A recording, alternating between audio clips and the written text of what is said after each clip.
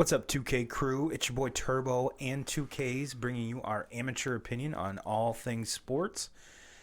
For those of you on YouTube, you do see a lovely gentleman sitting here with us. His name is Jeffrey Burton, and we'll get into what he's here for in just a minute.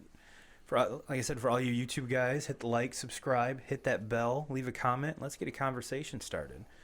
And then on the audio side, wherever you're consuming your audio content, leave us a 5-star review and a comment, and we'll read it on the air as always. Well, Jeff, it's a pleasure to have you in here, my friend. You and I have known each other since probably elementary school. And then further on down the road in middle school, we were basically neighbors. Yep. Played baseball together against each other probably our whole lives. And for those of you that don't know, on our varsity team, Jeff was our ace pitcher for the most part, and probably one of the most overlooked pitchers in the SAC in class of 98. I'll give you props where it's due. Appreciate that. Hey, you're more than welcome. You're more than welcome. So the floor is yours, my friend. Introduce yourself, and we'll jump on to topic number 1 after that. Like Ryan said, I'm Jeff. I've known Ryan a lot of years. We grew up next to each other. When I first got into playing baseball, his dad manufactured a mound out of plywood and stuff, and so we both pitched off that and thought we were going to be King shit. and awesome, and we were. Well, to our dads and each other. I say at least one of us turned out to be at least a high school pitcher. Yeah. I never really. You said out ace to that. pitcher. It's not hard to be the ace pitcher when you're the only pitcher. It's small town. We didn't have a ton of kids. No, and so. No. But looking back at that class of '98 team, we had some athletes on there. We really did. We did. We were a practice team. You could just look at us in practice and see how we threw the ball around, and we snagged everything, and we could hit. And I don't know why when we got into games, it all went to shit. I can't remember how many guys got all conference on that team, first team. I was. I think Jake was. Of course. You. Jake's one of the best athletes I've ever played anything with. Sure, Jake. Overall, yeah. Absolutely. Me and him won the badminton championship in gym class, and I was just glad I picked him as my partner. Right. He's incredible at badminton,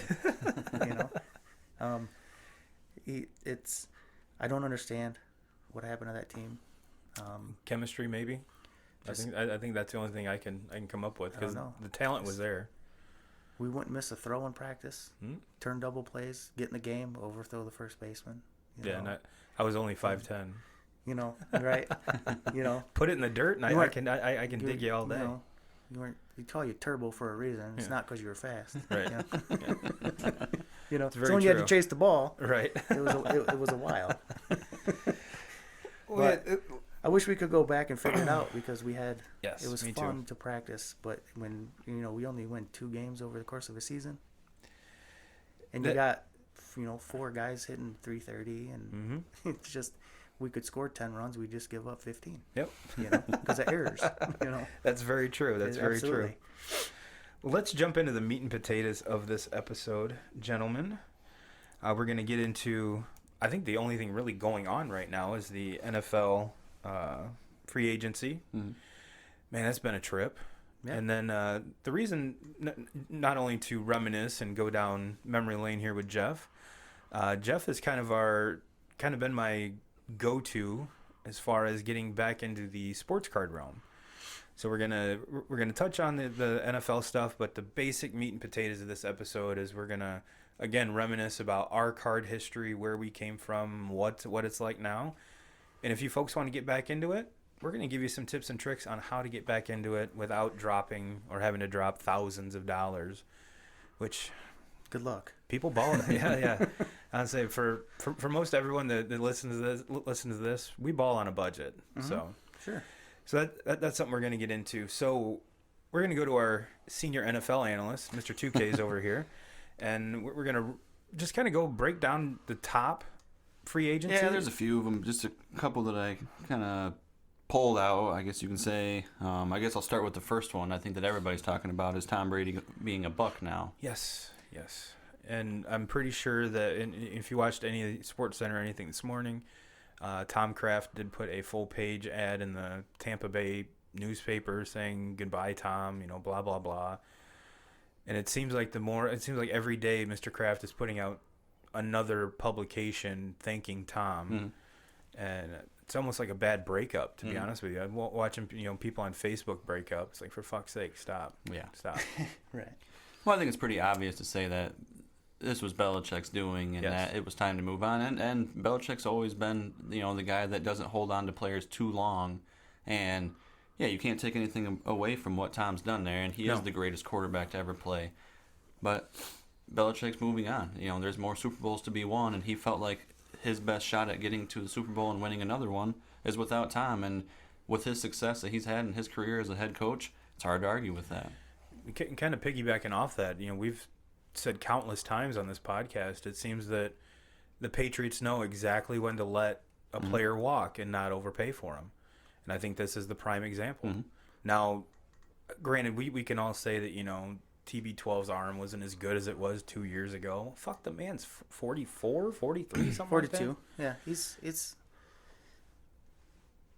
it came out today that there was a dispute, I guess, in 2017 between Belichick and Brady, and that's what ultimately decided this. Why it took 2 years. But like you said, he's 42 years old.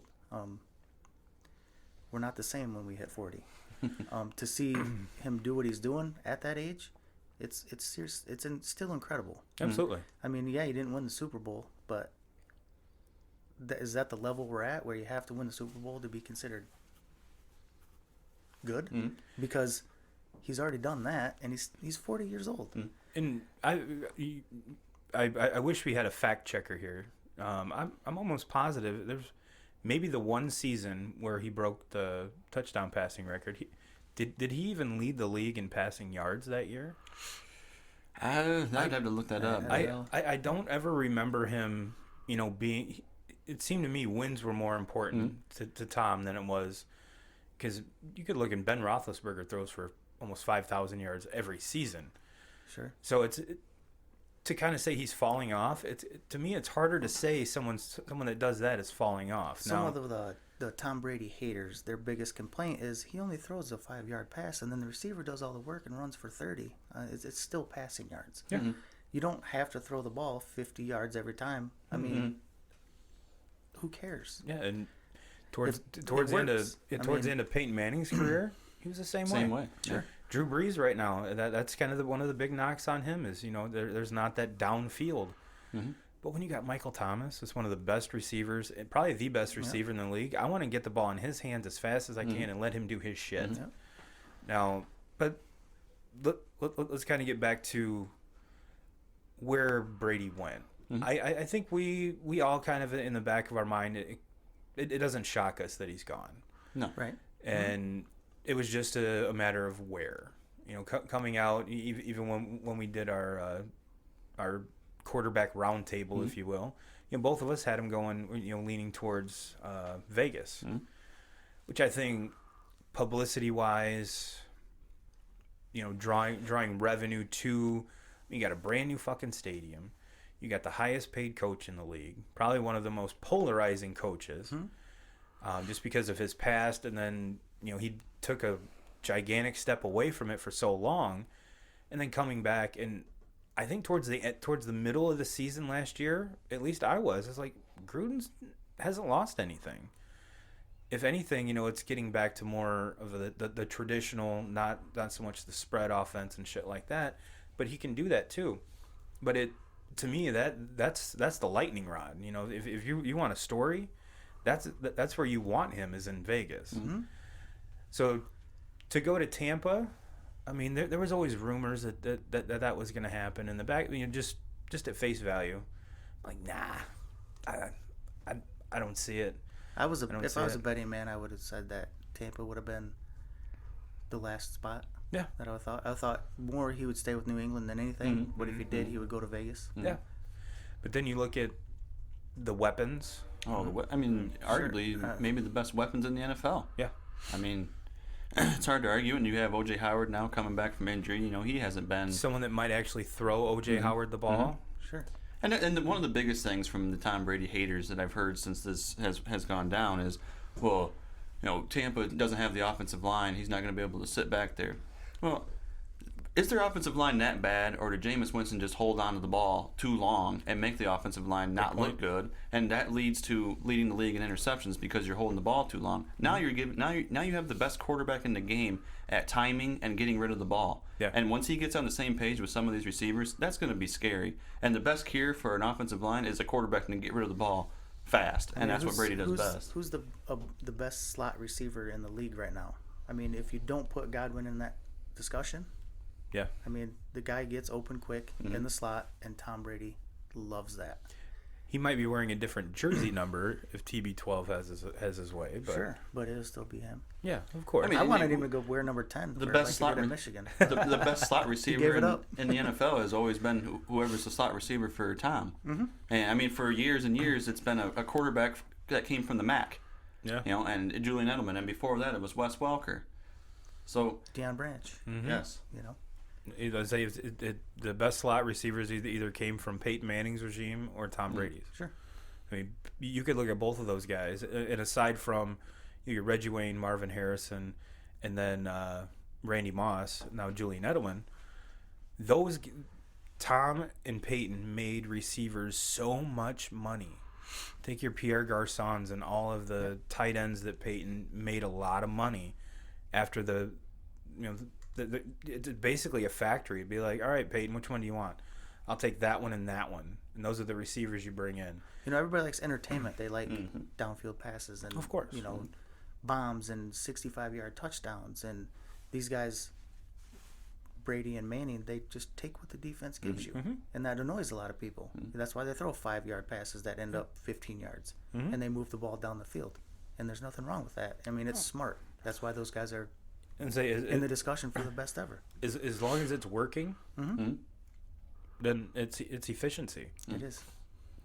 And the biggest thing for Tampa and all of this is you're getting, maybe he's at the end of his career and he's not going to be as good as what he was in his heyday in New England. He's not going to be that, but he's a winner. And for that entire locker room, they haven't had very many winners in that organization to show him the way. So from day one, he's going to, what Tom's going to give you and what he's going to bring to the table. And he wants to win. Yeah, absolutely. He's got two, maybe 3 years left that he's going to play. He wants to win another one. And with the weapons that he has, and if his offensive line is a little bit down, they still have a draft we still have a draft coming up yet. You don't think that they're going to address something to protect Tom? They'll come up with it. And when the rumors came out that they were looking at Melvin Gordon also, that's, for me, being a Tom Brady fan, that was boner time. Oh, yeah. Evans, Godwin, O.J. Howard at tight end. He's not a slouch. He's not Travis Kelce, but... And then give him he could be, though, a running back like Melvin Gordon. Because Jameis never threw him the fucking ball. But he didn't end up signing there. But right, he didn't.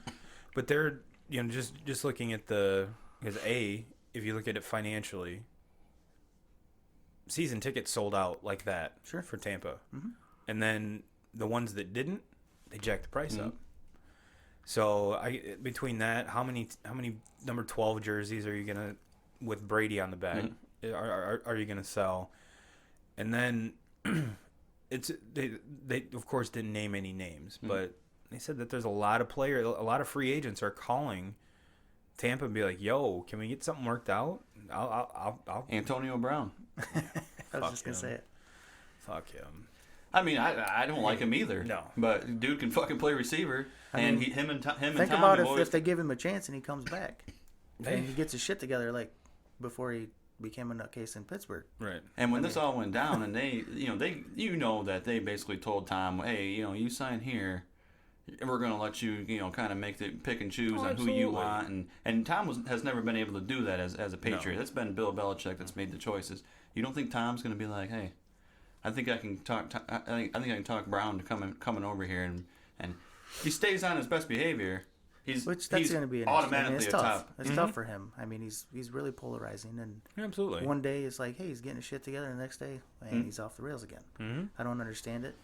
But one thing we can argue is there's a reason. Yeah, and what we can argue is as soon as Brown steps on the field, he's a top 5 receiver in the NFL. Absolutely. So who's next on the docket there, Absolutely. Mr. 2Ks? Kind of branching off of that, where does Jameis end up? It's a good point. It's a good point, especially because, I mean, San Diego hasn't done anything yet. Kind of thing. I got to think that they would like to address something in the draft.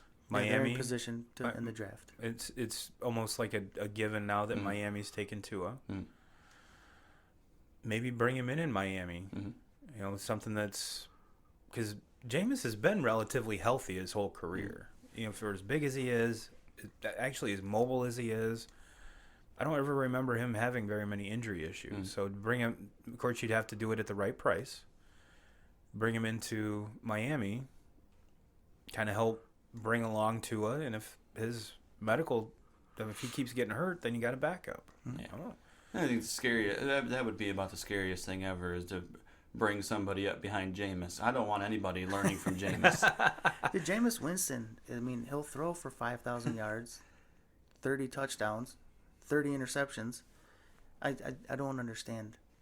But I mean, he'll throw 4 interceptions a game and lose by 2. What I don't understand is why he waited so long to get LASIK. That's the part that blows my mind. It's like, dude, you make money with your eyes. So maybe, I mean, You think it's going to make a difference I do. with him? I do. I think it's going to be more in the depth perception, because obviously getting LASIK doesn't change the colors you see.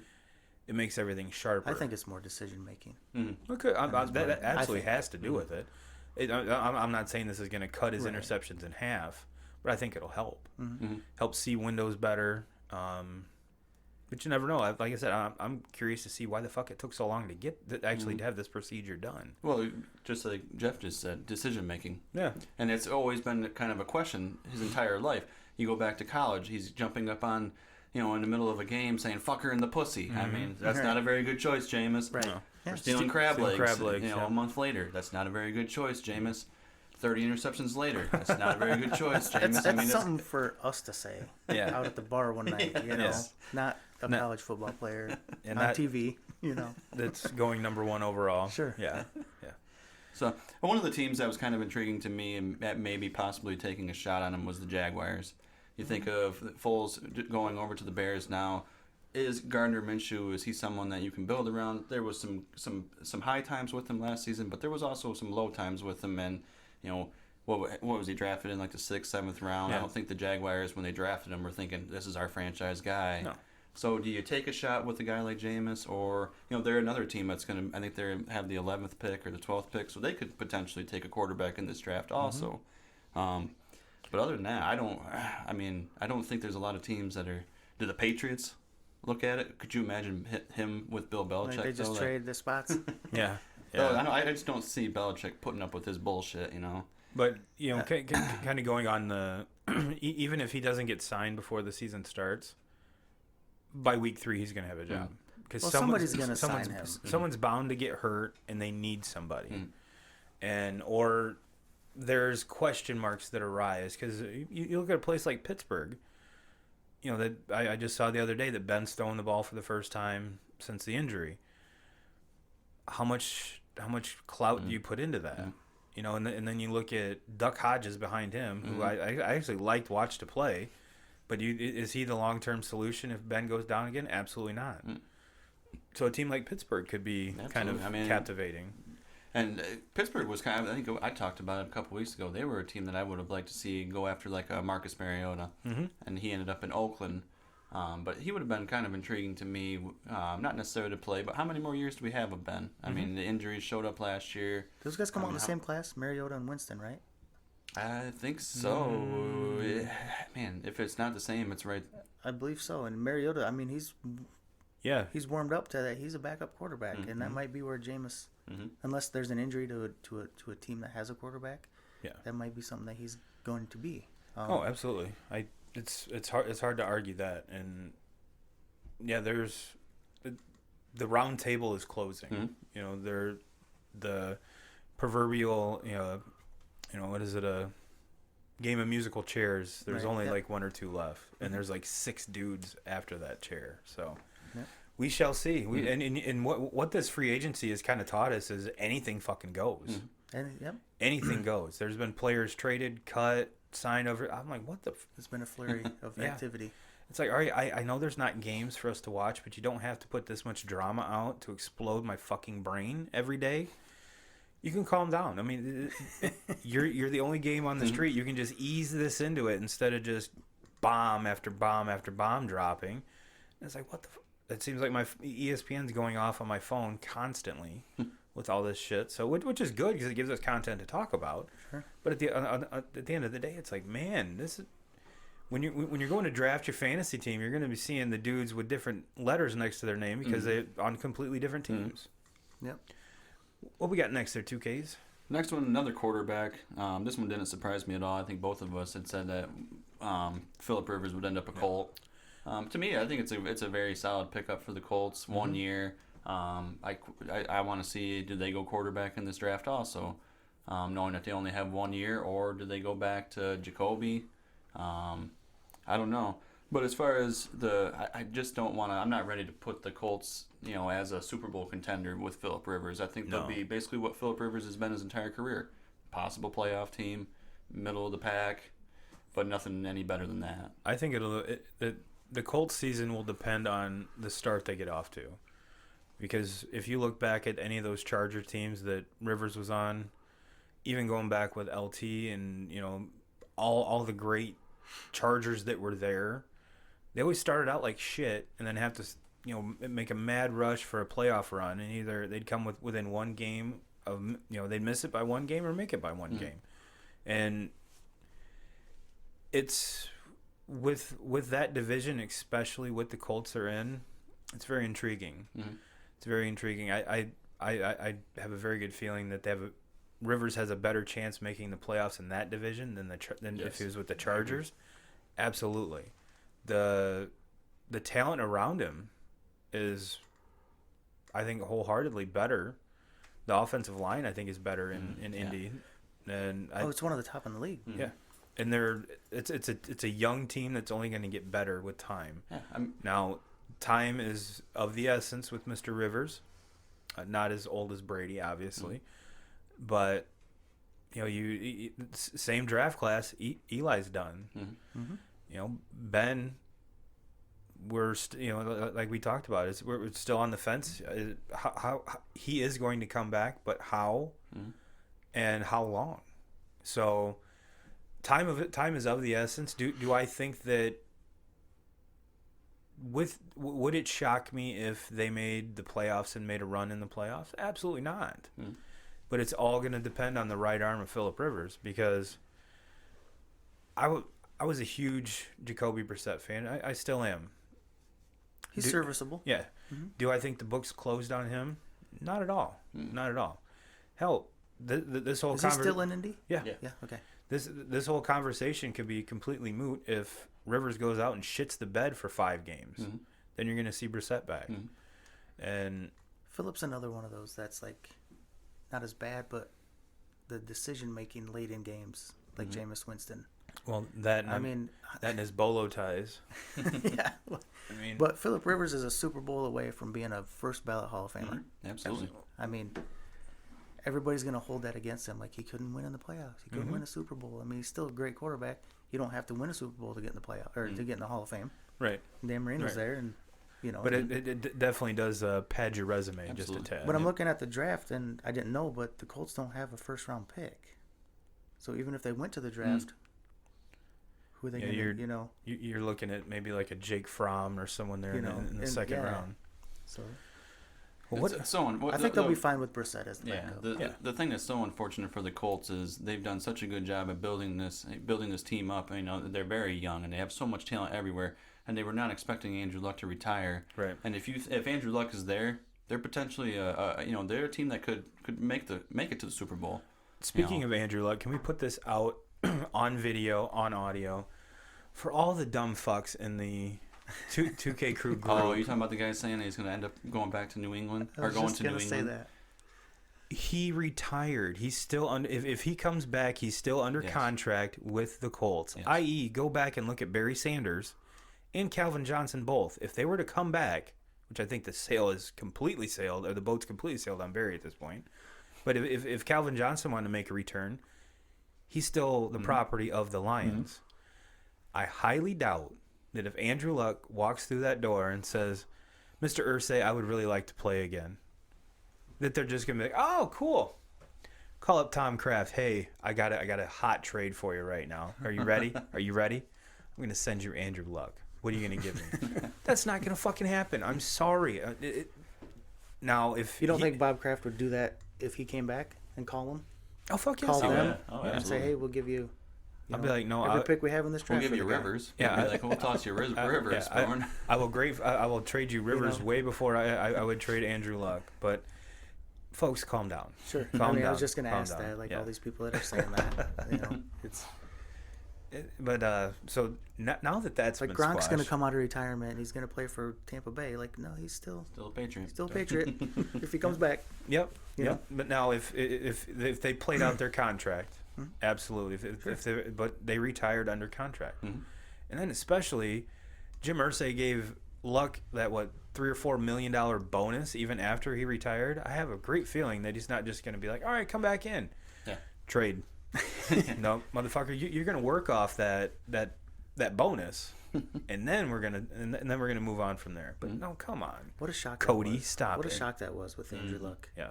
I mean, that's a different show, but just to be tired of recovering every year from an injury and going through it, it's When you get unless the you've went through it, Yeah. you don't know. I haven't went through an injury like that, but just the rehab year after year, day in and day out. it probably takes more out of you than actually getting your ass kicked and getting sacked, and So I don't blame him, I guess, but it sucks because he was good.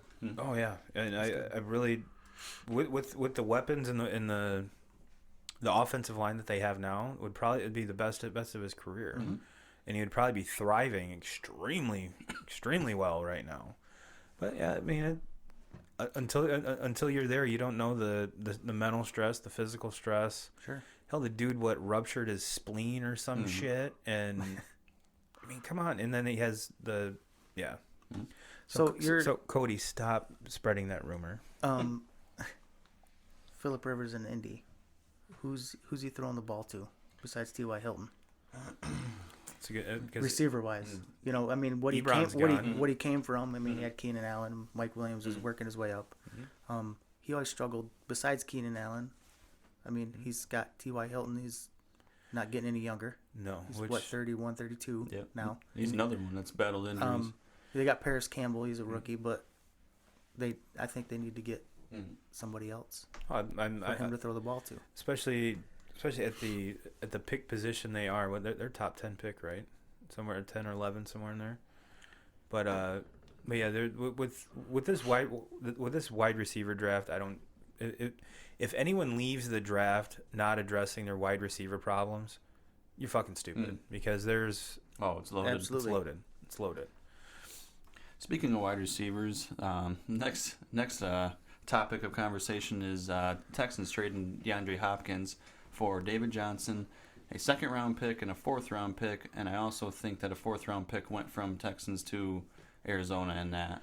And kind of packaged in that deal is Arizona's paying David Johnson's salary this year. So I think it was $14 million or something. Plus, they're going to have to re-sign Hopkins. Yeah. Not, I think, next year. This was kind of the first domino to fall, if I'm not mistaken. And I don't understand this. Jeff, you've got a really good point on this, I think. But I'm not trading the top wide receiver in the league for he's another dude, David Johnson, when healthy. He hasn't been healthy the last 3 years. He had the one good year where he just came out of nowhere and exploded, which was fucking awesome because I had him on my fantasy team. And then they all said, I'm going to be the 1,000-yard rusher and 1,000-yard receiver. And everybody fell for that. And I understand that the Texans their running game hasn't been up to snuff, which they want it to be. And I don't think this is going to solve anything unless somehow DJ comes back and has, you feature him and he actually stands up to it, where in the past he couldn't. But to give up now, speaking of receivers, you take Hopkins away from the Texans. Who are you relying on? Yeah. Yeah. Will Fuller? I mean, which he plays 6 games a year. He's hurt. I- He's got injury history. he's In the game, he's he a good second receiver. I mean, he stretches the field on everybody. But he's another one that has calf and hamstring problems. He even did that at Notre Dame. You're not fixing anything. If anything, you're highlighting other problems. So this trade blew my mind. David Johnson, to me, is not the running back, typical Texans running back, where they just want to pound the ball, first down, second down. He's not that kind of running back. He's never been that kind of running back. Bruce Arians used him extremely well. He motioned him out, got him in the slot, threw him the ball. I don't know why. The only reason I can think the Texans did it is because they traded their first-round picks for offensive linemen, and they wanted that second-rounder, which is you still don't trade DeAndre fucking Hopkins. I think you could go about doing that a lot more efficiently than that. Yeah. And maybe you have one of the most upstart quarterbacks in the league in Watson. They obviously had a great relationship together. There's no way that Watson is happy with this trade. There's no way. And Bill O'Brien, after blowing the lead against the Chiefs, was already the most hated guy in Houston. Yeah. And now, oh my God! I mean, to me, like, this is his last year. There's no way that they're going to keep him around. He has, and even the decision making that he had in the wild card game against the Bills. The Bills, they had no business winning that game. No. And they snuck out of there with that win. But no, you have a young quarterback in Deshaun Watson who is a quarterback, one of few quarterbacks in the NFL that you can build your franchise around. Yes. And you trade away his number one target, probably a top 3 wide receiver in the NFL, for draft picks, and a running back that's had one good season and hasn't been able to stay healthy. And he was healthy last year, and he lost his job. Yeah. I mean, the problem with Watson was, they couldn't keep him off his back. And they went and addressed that, and they traded some picks and signed some guys, so they shored up the offensive line. So maybe, okay, now we have a running back. But to trade the caliber of player as DeAndre Hopkins to get that, I don't understand it. I mean, he's arguably the best receiver in the league. Like if you possession receiver. If you go and look at the quarterbacks that have thrown him the ball and he still has 1,000 yards every year, it blows my mind. Blows my mind. So that one, I mean, sure, there's just as many people in Houston going, "What the throwing fuck?" This guy the ball, like Tom Savage, T.J. Yates. Yeah, exactly. Even Doesn't matter. Brock Osweiler for a little bit. Yep.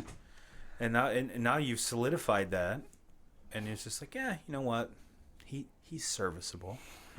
Yes, receivers can be serviceable, but there's only one DeAndre Hopkins. That'd be like Julio Jones getting traded. You don't trade Julio Jones. You don't do it. You don't. Even though Calvin Ridley picked up a lot after Julio went down last year, you still don't trade Julio Jones. You don't. You do not trade him. I think Hooper picked up more than Ridley did. Yeah. That was a big reason Ridley was successful, was because of Hooper. But Yeah.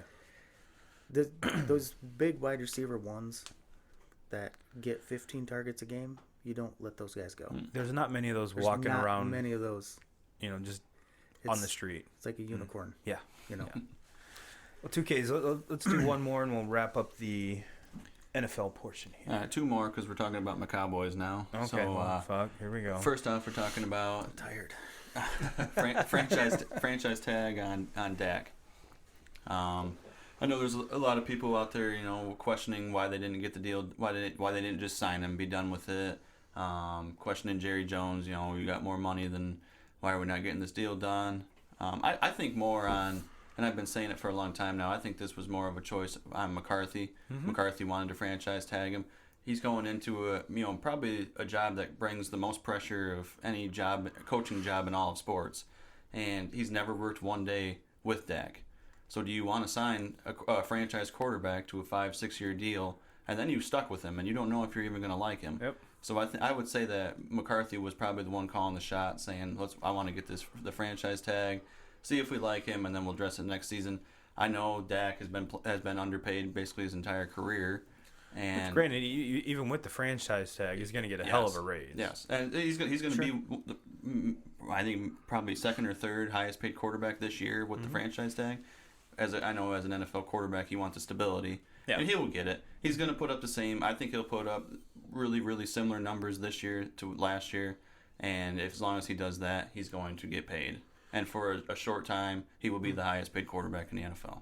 Yeah, and with him, yes, all athletes want stability like that, but you got a great pay raise this year, and when you go to negotiate next year, your paycheck's going to be a little bit bigger instead of doing it now. So it's one of those things where I could see it from both sides for sure.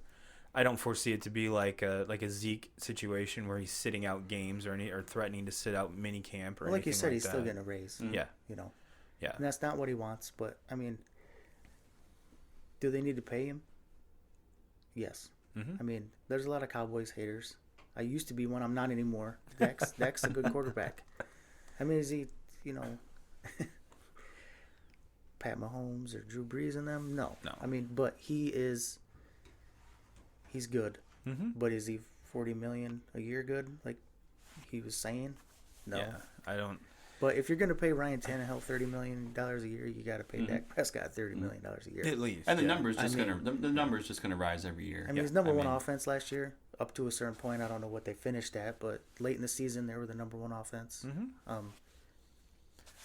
I think that offense, and Kyle, you can probably agree with me, needs to be more directed through Zeke. And I think that's one of the reasons why they kept stumbling is they went away from that. I mean, you just signed this dude he's the highest paid running back in history. Give him the ball. Throw him the ball.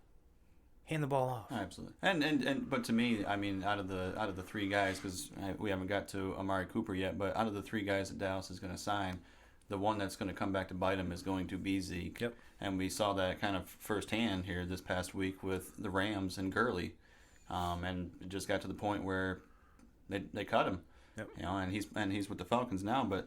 It's the NFL has changed so much from what it used to be, and having these workhorse running backs to you see all these teams having success with 3 different running backs out there, and you can always find a running back in the middle to late rounds of the draft. Yeah. So, they do not pay running backs anymore. They want to pay them. Nope.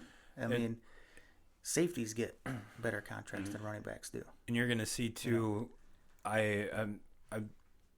It's not a theory of mine. I heard it. I think it was this week where I think the big major running back battle is going to be in New Orleans with what's his name? Kamara. What was he, a 4th round pick or something like that? 3rd or 4th, yeah. And now, once I think this is his last year of his rookie contract. Do you franchise him and then have a holdout situation? Do you pay him, or do you just go back in the 3rd or 4th round and find someone else? Yeah. I mean, you look at this past year's Super Bowl. You have 2 running backs starting in that game that were undrafted. You look there's running backs to be found all over the league that are late round draft picks or not even drafted. Look at the Seahawks with Chris Carson. He's been arguably one of the better running backs in the NFL when he's healthy. Yeah, he's a 7th round draft pick. These drafting these running backs and paying them the amount of money that they want is just it's going to be something that you're just not going to see it anymore. Going back to Kamara, I think he's a different player than Gurley. Oh, absolutely. The guy that they just like Zeke, where they hand the ball off to you and they also want you to catch the ball out of the backfield. Like I just don't see the Saints. I haven't yet them just pounding Alvin Kamara up the middle. They have another running back in there. They had Ingram, then they got Murray, Latavius Murray.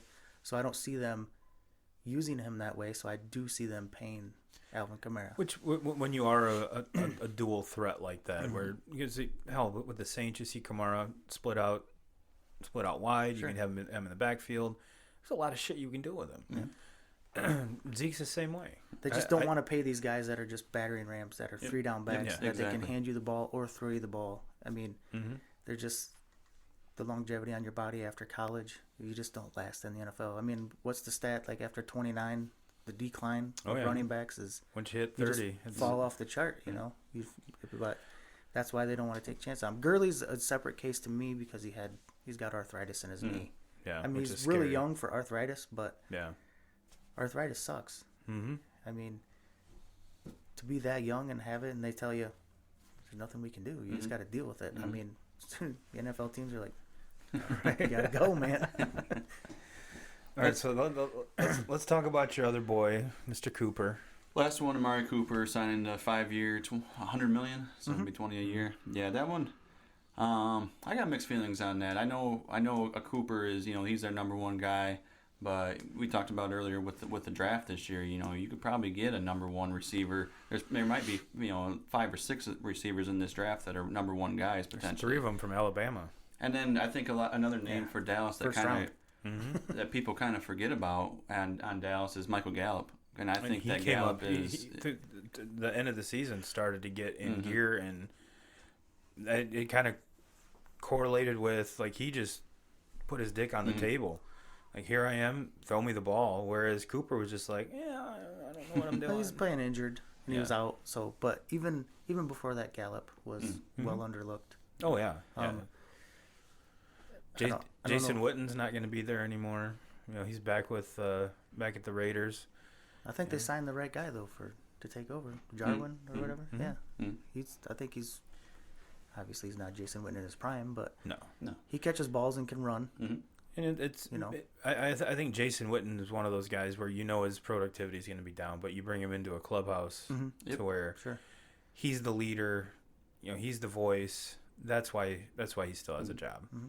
That veteran leadership, which any locker room, I don't care what sport you're talking about, is huge. Do you think the Cowboys will go receiver in the first round? I think they go defense.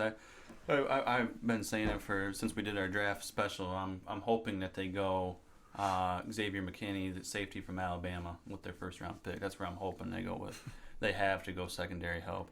And now with the loss of with Quinn going to the Bears, they got to address their pass rush also in the draft. To me, them signing Amari Cooper, they've sealed up their offense. Now they have to address the defense in the draft. Absolutely. Is Lawrence overpaid?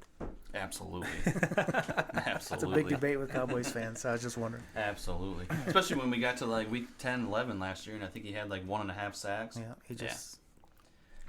he was so fucking good, and then they got paid, and then that happens to a lot. Yeah. You could always sign Clowney. He had 3 sacks last year. Well, he's another one of the guys I had down here.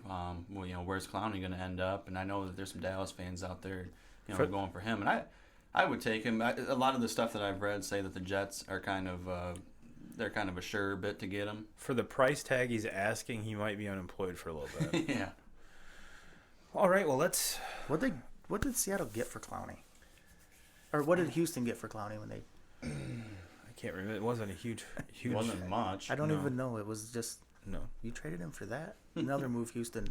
Yeah, and I think he had one good game where he had like 3 sacks and 2 and then forced fumbles. He's hurt a lot, and he just.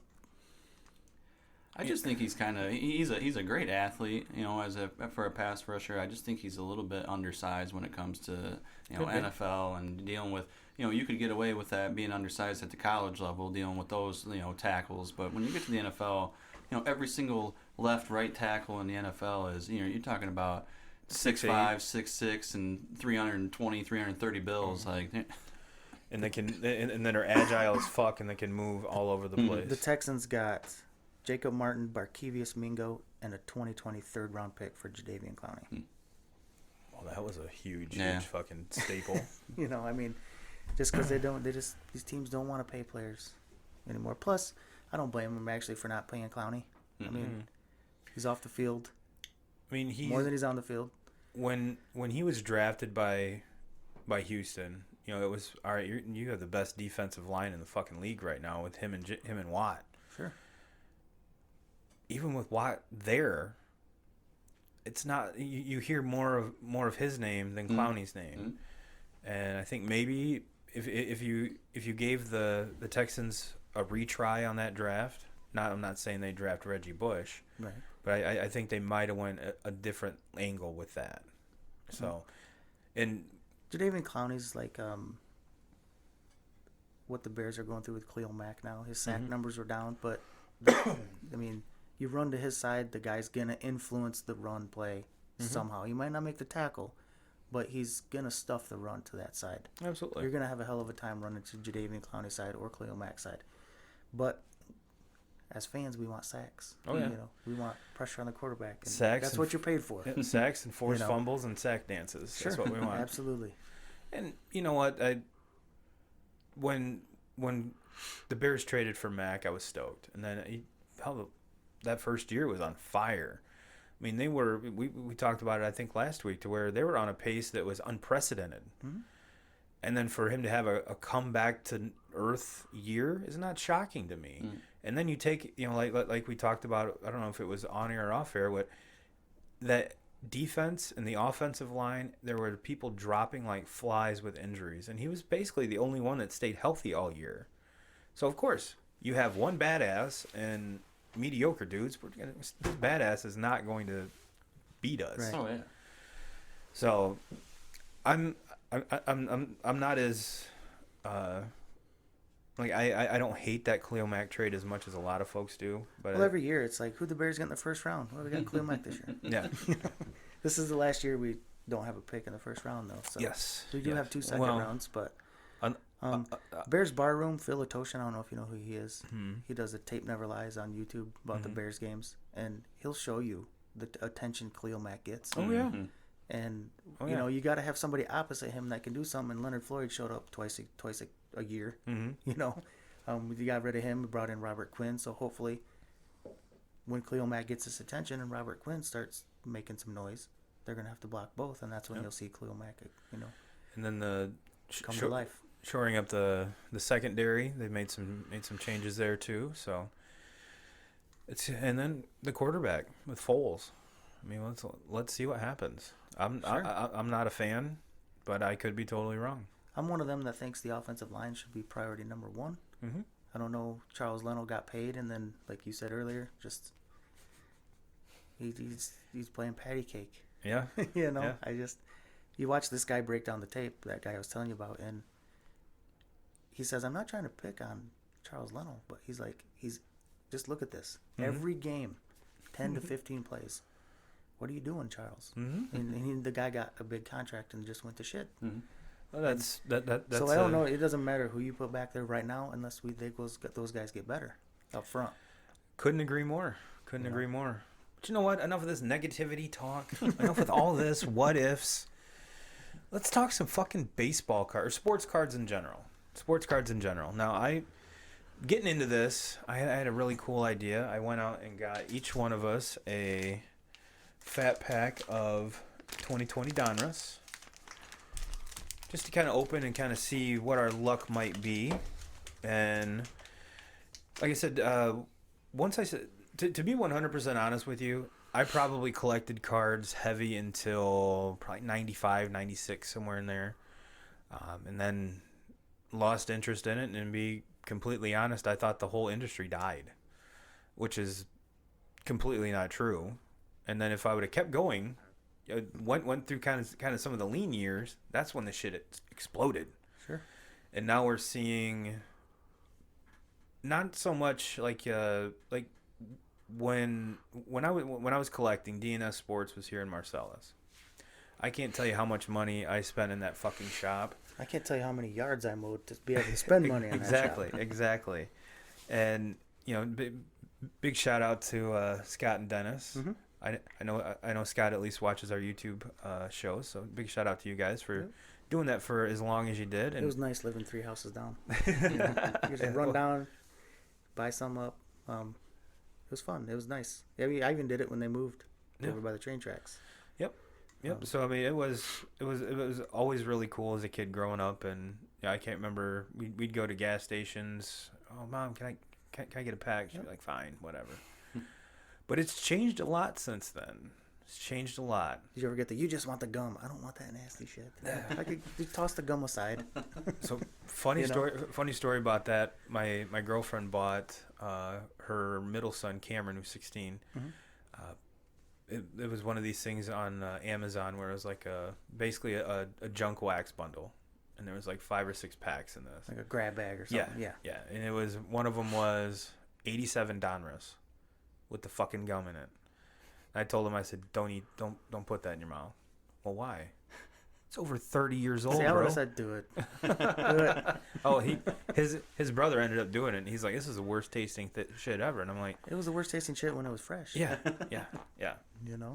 So, Jeff, how about we have you open yours first since you're the guest, Right. and then 2Ks can kind of give his sports talk story while we're doing our sports card talk. Most of it for me, because it wasn't really my age group didn't really pay much attention to it, but my older brothers, they were all about it. So that's when I used to kind of follow, what Adam would get in his packs and Brandon. But as far as cards go, I've never really been a big time. I just don't know enough about it. I want to, especially now that I have younger kids. I hope that that's something that they want to get into and eventually go from there. But I don't know. I guess my thing is I just don't know enough about it. And that's kind of the reason why we brought on Jeff, because he kind of knows what to look for. And just for the audience, Jeff, when you're going through and opening a pack, what are you looking for? And I know it's going to vary from company to company, because they all put inserts and stuff in it, but just generally, what types of things are you looking for? Just like you said, it depends. Mm-hmm. On like I said, I'm the same as you. I collected to 94, and then got out of it because. I thought it was extinct, and until 2 years ago, and it's. I wish I would have stayed up with it, but so I don't know a ton. I don't know a lot. As far as what are you looking for, you have to. What I do is any product that I'm interested in, I look at. We have internet nowadays. Back then we didn't.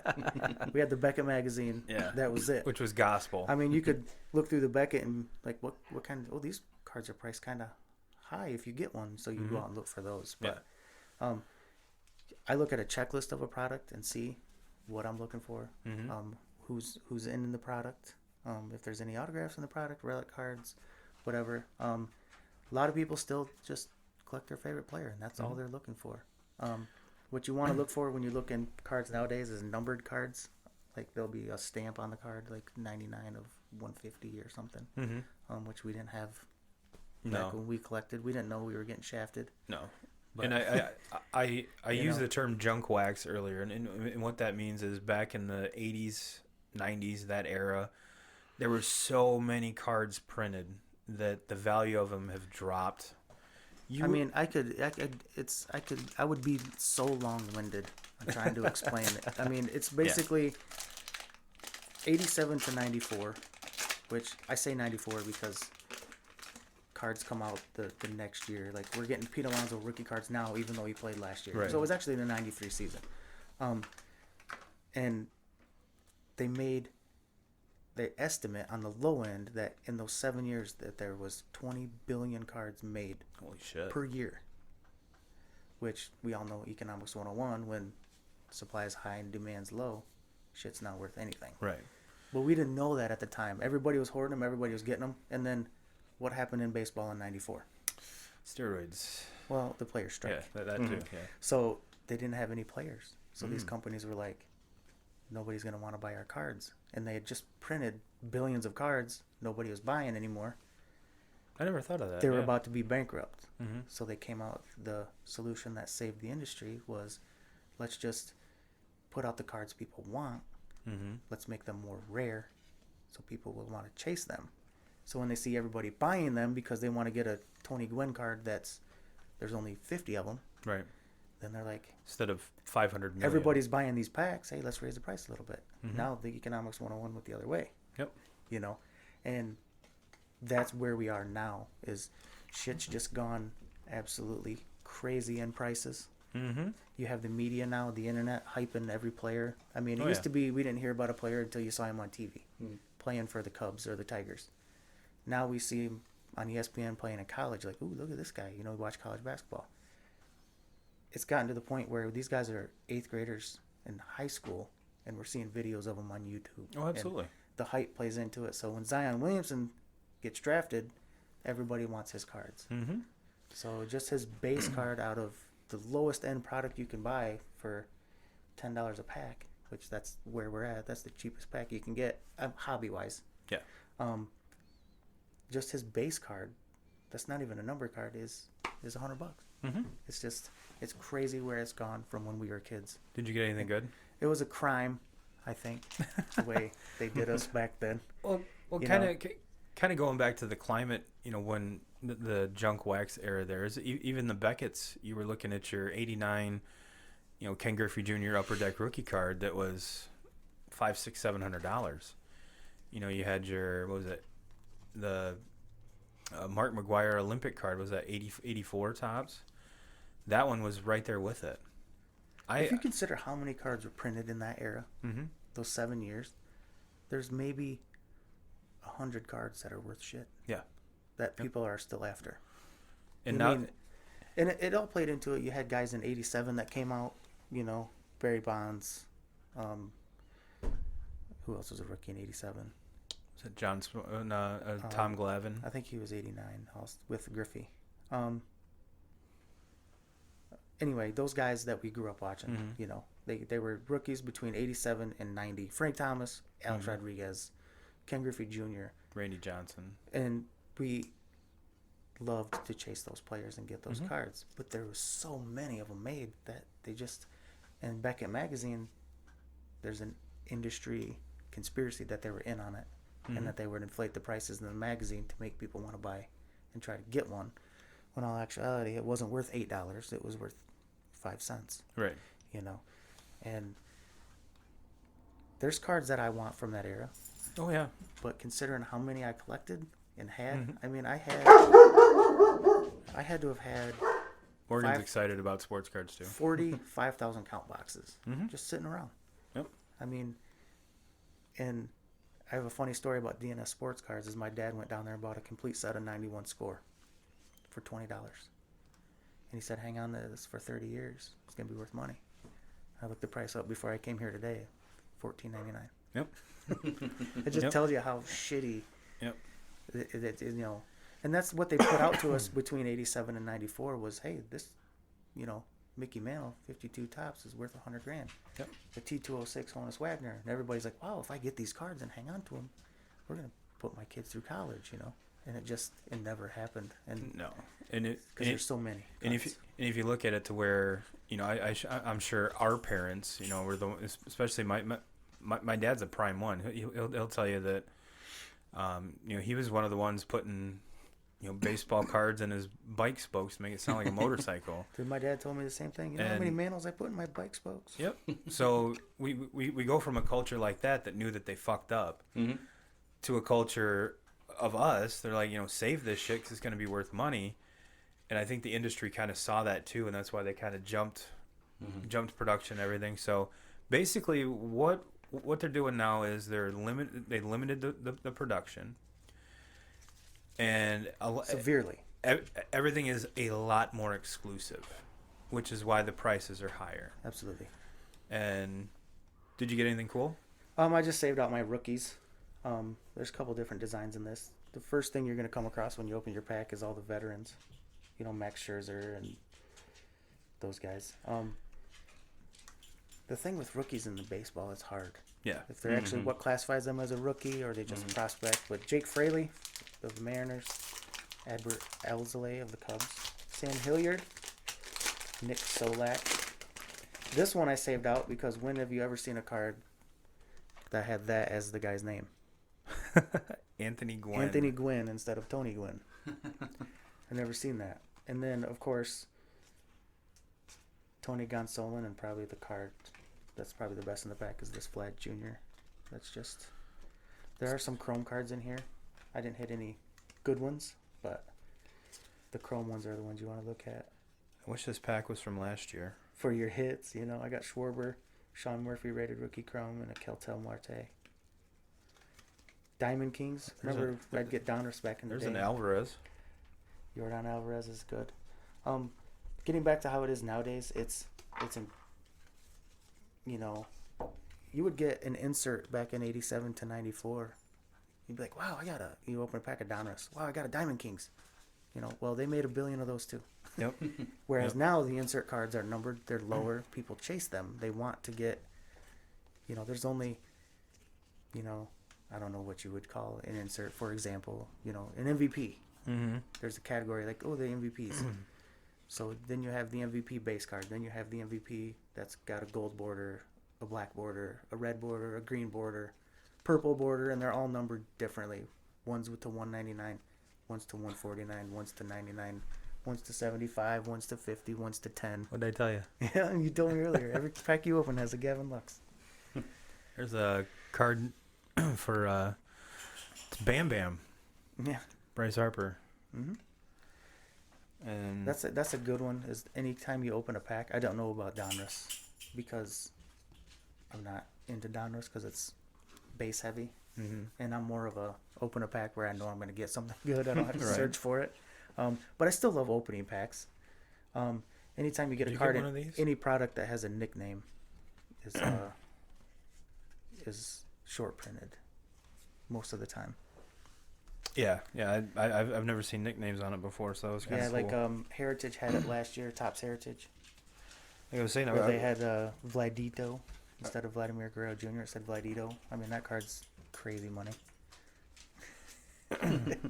yeah, like I was saying, I wish these were from a couple years ago because there's Tatis Jr. Mm-hmm. I got the Alvarez. I got He's some. still selling well. Tatis Jr. Oh yeah. Bruce Starred Gratterall from Bruce Minnesota. Gratterall is going to be a beast. Got my boy Mike Yastrzemski. I got him in a Devers. in mine. But yeah, I got the Bam Bam card. I got a Gavin Lux rookie. Yep. Which, like I was telling Jeff, I was like, this kid and I must be just destined to be together because I That's your have. boy, man. Yeah, there's Mookie. But I got an Eloy card. It's kind of shiny. And then I got an American Yeah, Pride. it's a chrome. I guess I call it chrome. The ones that are shiny. Yeah, Yes. American Or they Pride call it USA Optic. Baseball. They call it Optic and Donruss, I think. Forrest Whitley. Got a Nolan Ryan. Isn't he a rookie from These Houston? are the- Whitley? These ones are the throwbacks, like the Yeah. old. I don't know what year it would come from, but Oh, they really? have those every year. Did you get anything cool? 2Ks? I got a rookie card of Nico Horner from the Cubs. That's a good one. One of the Chrome Gleyber Torres.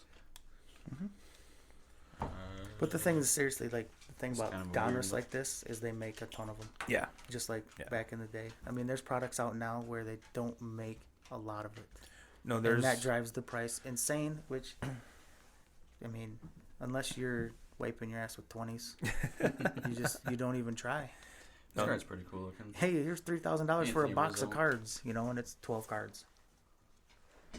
But every one of them's an autograph. That is cool. As seen on TV featuring Anthony Rizzo. Jose Altuve with the nickname. Cheater? Yeah. It's the best thing to do is when we're opening stuff like this and you don't know what's in it is you look at a checklist Yeah. to Mike- see if you're actually getting something. I mean, Yeah. is this is the cool looking card, but is it short printed? Mm. Is it Right. You don't know. I didn't see any numbers on the. I don't know if So, Donruss does. Like, None of mine were numbered. yeah. I mean, each card has a number for those that don't understand. Yeah. Each card is numbered, like 186. This is card 191, but it'll be a stamp that the card Yeah. is short printed, like It'll one say of like 199 yeah, or yeah. something like that. now to kind of get to what Jeff was saying about the exclusive stuff. I mean, you look at you'll be looking at a pack of cards, and now these were like $6 at Walmart. You get 30 cards in a pack, and there's some of them that are there's some of them that are like $150 a box with one card, but it's Sure. signed and graded and everything else. Panini won. Yeah. Panini's the company that is the rival to Topps now. Mm-hmm. They bought the Donruss and the Fleer, Score, Mm-hmm. stuff like that. Topps has the license on baseball, Yeah. whereas Topps used to do everything. They used to do baseball, football, basketball. Now they only do baseball. Topps Mhm. only does baseball. They have the license, I think, for the foreseeable future. Whereas, their rival Panini, they have NBA. NBA and football. Yeah. So you can get Panini products, but they won't have. I mean, I don't know if you noticed, but there's no logos. Mm-hmm. Yeah. Like they just say Miami. There's no logos anywhere on the card. They can't show it because Topps has that license. Yep. Which Panini has that for football and basketball. So Topps just said we're not even going to put product out. Yeah. Which baseball products through Panini, they're not real popular because people want logos. Unless you get a product called Flawless, which is just nothing but autographs. It's $3,000 for a case. Oh, I'm sorry. Or National Treasures, where you get relic cards and stuff, but there's no logos. People don't care about it. The reason I picked it was either the Donruss or Top Series 1. But everyone that I now this is getting into another part of it is where there's YouTube channels where you can go watch dudes or people. I'm sure there's chicks that do it too, but they buy these products and pretty much open them and review them if you want to think about it that way. And then there's some that even go even further to where they buy in a really expensive box, and then you can pitch in a certain amount of money and kind of buy into it. So instead of buying the $3,000 case, you get in it for $40-$50, and sometimes they just do players. Like you randomize, you get a player, and all the cards of this player you get sent, or they do teams or some stuff like that. And I've also seen too where what was it? Trying to remember the name of the Facebook group, but there's Facebook groups out there that they'll do raffles for cards. You'll get I saw one this morning for, I can't remember which Zion. They call them Raz. What's that? They call them a Raz. Yeah, because you can't really call it a raffle because it's against the rules. Yeah, but that's what it is. Yeah, I mean you pick a number, you send the person the PayPal, whatever the slot's for, and then they do a randomizer, and if it's your number, you win and they send it to you. And so there's a lot of ways to get back into this, and there's a lot of ways too that with how exclusive everything is, I think it's kind of cool that these people are doing it. However, make sure the people you're dealing with are legit. Sure. Because there's a lot. Hard to trust. Yeah, it's the internet. Everyone wants your fucking money, and there's a scumbag around every corner. They do. And there's Absolutely. when you get into these breaks and even the raffles and stuff. What do you call the police? I mean, basically, you just get jacked. So make sure you find some reputable stuff. Last week we talked about Phil's pulls, Strikers breaks. Those are the two that I follow. Jeff, is there any that you follow that you'd suggest? Absolutely. The card breaks to me is the best way to get into the cards nowadays. Just basically because, like you said earlier, we're balling on a budget. Yeah. Most everybody. It's unless you go to your local card shop, which we don't have any. Kalamazoo maybe. Elkhart. I don't know about Scott's. Elkhart, yeah. Okay. And buy them yourself. Card breaks is the way to go. I don't know if you covered what that is ever on here, but you're splitting the price of a case with whatever product it is, like baseball. There'd be 30 people. Everyone gets a team. It's done at random. And instead of paying $3,400 for a whole case, you split that case with 30 people and you get one team. Any cards pulled for that team, they ship to you. Or you can actually go in their stores, these companies that do this, and they have pick your team where you can pick your team. Of course, Yankees are going to be expensive because they have a lot of old veterans and guys that still sign cards, and they're still good. Red Sox are another one. And you can pick your team. The Cubs in certain products are high. The Cubs are also cheap in a lot of products. So I'll spend my $45 to get the Cubs, and if I get an Anthony Rizzo autograph or a Chris Bryant autograph, you paid $45 instead of $300. I'm happy, but there's a chance where you could get jack shit. Yeah. So it's a gamble, and everybody's like, "Well, that stinks." I'm like, same thing as going and buying a scratch off. Yeah. Or playing Keno. Or even we gambled here. Sure. I have a feeling none of us made the $5 back. You don't know what you're gonna get. But that's kind of the drive. That's kind of the cool part about it. But to stay in the game nowadays, unless you want this base heavy stuff where there's not a lot of hits, and stuff, and you want good cards that have some value, card breaks is the way to do it. They call it breaks because they open them. It's another word for open. It doesn't sound like, hey, let's do a case opening. No, let's do a case break. So that's why they call it. They break into the case. And a lot of these reputable guys, what they'll do is they'll do like a Facebook Live or a YouTube Live, and you can see them opening what you just the guys paid into. that I'm going to recommend, they open them live on camera. Yeah. To where you can see what you got. They do the randomizing live. They do everything live. Everything is live. You can go watch it. If you miss it, you buy into it and you miss, it's always right there on YouTube to see. There's guys that are just ballers, man. There's high rollers, and they just sit at home waiting for packages. They never even watch the videos. Yep. I mean, I have to watch. I want to see what's pulled live. They'll even do personal boxes for you. You go to their store and say, hey, I want a box of, Topps Chrome. They'll open it right on camera. Everybody can see, and they'll ship you all the cards. I'd want to open them myself, though. Right. But it's cool that if you get something big, like that's your card, and everybody see you have it, that's the draw to that. Me, I want to open them myself also. Yeah. But they will ship it to you also. Yeah. But that's firehandcards.com. You can find them on YouTube by the same name, Firehand Cards, and Layton Sports Cards. Laten? Layton. Okay. Layton. Sports Cards. Okay. Those are two of the best breakers in the business. Mm-hmm. They're legit. I mean, they send you everything. They take care of their people. It's free shipping. Doesn't matter what the hell they ship out to you. Right. They'll pay for it. I mean, if you spend thousands and thousands of dollars and you're in 25 breaks in one day and you got a package, that they're wheeling up on a hand truck, it's free shipping.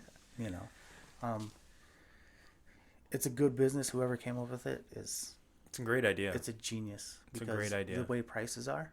Yeah. It's not like us. We could mow a yard and go get 6 packs. Right. Yeah, for 70, 80 cents a piece. And like I said too last week, Phil's pulls, Striker's breaks, and there's another one, Houdini, that him and Phil. He's on blowout. Yeah. Blowout cards. Him and Phil go back and forth doing shit. So, but it's to me everyone's like, well, that seems so silly watching someone open cards, but you're seeing a product that I could never afford or would want to afford. Like you said, we're ballers on a budget here. We're not ripping $1,000 boxes or anything. I mean, I'll watch guys spend $10,000 a day. Yeah. Just on cards.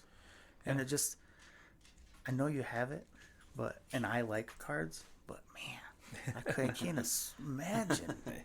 You can. I have a feeling most of those people are single and don't have a wife yelling at them, going, "What the fuck did you just spend?" Right. That's just. It's amazing.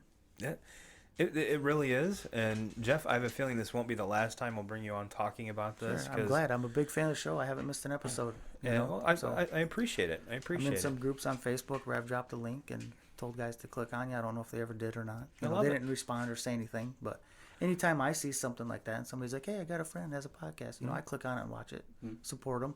I might not ever click again. Right. But, I do that around, and I post it to my Facebook feed and my Twitter feed here and there. We definitely appreciate it. We've actually, I want to say, and then, of course, our very own B Fishin' 3 does his own card breaks, too. His is more just to show you. It's not like, you pay him or anything, but you never know. It's YouTube. His channel might blow up, and that might be something he gets into. But we have, him and I think I've even talked to you about it, is getting a group of us, like 5-6 of us together. Say once a month we go, like on a Saturday afternoon or somewhere, and either whether it's my house, your house, rotate it. Who gives a shit? And just have a couple beers and open some cards. Sure. Like everybody going on a hobby box. That's exactly $700. Exactly. No, I'm just kidding. Your budget's a little different than mine. No, but yeah, just like with these Donruss, they're $80 a hobby box. Mm-hmm. And with especially a product like that, where especially the hobby boxes, if you can get them for a good price, they have guaranteed stuff in it. Sure. So the hobby does. Yes. Yeah, there's a guaranteed autograph per box, or 3 autographs per box and a relic or something like that. And like we were talking earlier, the things they can do with the relic cards I mean, and for those of you that don't know what a relic card is, it's a thicker card made out of thicker stock, and they actually put like a piece of jersey, or I've seen pieces of wood flooring from like basketball cards. sure. Bats. Dirt. Yeah, bats. They have bat cards. The knob of the bat they can put in a card. Those are hard to hit, but just they'll cut the bat into thin strips and just put a little piece on them. You can get Babe Ruth. They got Babe Ruth bats. People are like, "Why are you doing that to that Babe Ruth bat?" And it's like, how many bats did Babe Ruth use in his career? Right. You know, they're not rare. They're not. I mean, you would think they would be, but they're not. Right. So they're not worth shit. So yeah, they're gonna put them in cards, and people hit it, and they're like, it's worth money. You know, it's worth more in a card than it would be to have that bat. Absolutely. Because I mean, I thought the same thing. Putting up a Babe Ruth bat to put on a card, that seems stupid. Just keep the bat, but they're not rare. Yeah, and then that way too, you're spreading the wealth, so more people can have a piece of. And they use the jersey, just like the jersey, like they take their jersey and cut a little piece out, or the logo on the jersey is what they call a patch card, and they cut a piece of the logo out and put it on there, and those are the ones that are really spectacular. When you get, especially game worn, the stuff, and a Tigers card, and it's the whole letter D. Yeah. From their sleeve on there, it looks fantastic. Yeah. Well, 2Ks, we've actually covered everything quite efficiently today. I'm very, very happy with it. Jeff, we're definitely going to have you back, my friend. It's been a pleasure. Thank you for stopping by and hanging out with us. Yep, absolutely. Anytime. All right. Final thoughts, 2Ks? Nope. All right. Nothing? No? Cowboys going to win the Super Bowl? I said that last year. No. All right, 2K crew, we'll get you out of here on this. No YouTube only content this week, guys and gals, but we do keep it coming for you. So we will see you next time. And Jim Rome, we're still coming for you. Absolutely. Be good to each other.